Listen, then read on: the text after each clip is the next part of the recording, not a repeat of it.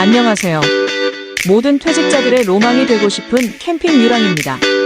대한민국 초고령 사회 진입에 따른 은퇴자와 은퇴 예정자는 무엇을 대비해야 할지 정리해 보겠습니다.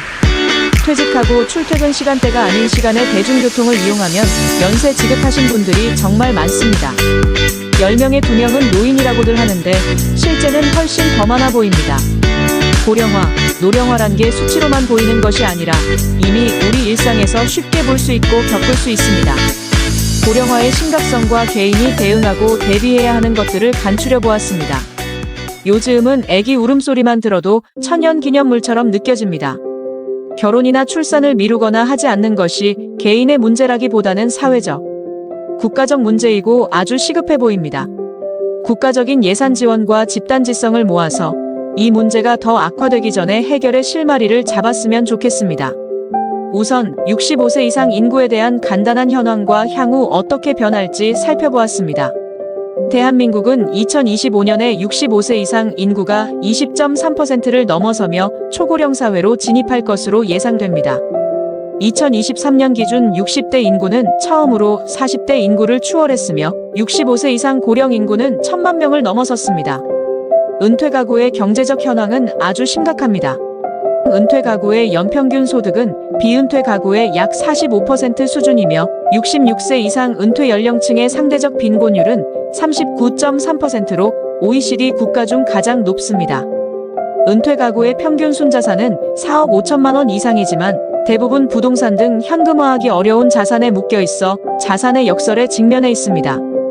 향후 고령화에 따른 고령 인구를 예측해보면 아찔해집니다. 통계청의 장래인구 추계에 따르면 65세 이상 고령 인구 비중은 2022년 17.4%에서 2050년 40% 이상으로 급증할 전망입니다. 특히 보고서의 전문가적 추정치에 따르면 2030년 이후에는 75세 이상, 특히 80세 이상 초고령층의 인구 증가 속도가 가장 빨라질 것으로 예측되어 장기 요양 및 간병 서비스의 수요가 크게 늘어날 것임을 시사합니다. 고령화에 따른 개인의 주요 문제점을 영향력 순으로 정리해봤습니다. 1. 재정적 불안정. 은퇴 후 소득이 급감하는 소득 절벽 현상이 발생하며 사업 실패나 자녀 지원 부담이 노후 자금을 고갈시키는 주된 원인입니다. 2. 건강 문제와 의료비 부담. 고령화로 인해 만성질환이 증가하고 65세 이상 노인의 1인당 연간 진료비가 500만 원에 달해 가계에 큰 부담이 됩니다. 특히 생애 마지막 시기에 의료비 지출이 집중되는 경향이 있습니다. 3. 사회적 고립 및 관계 단절. 외로움과 고독은 수명을 단축하고 인지기능 저하, 치매, 우울증 등 신체적 정신적 건강 문제의 위험을 높입니다. 4. 가족관계의 변화와 갈등.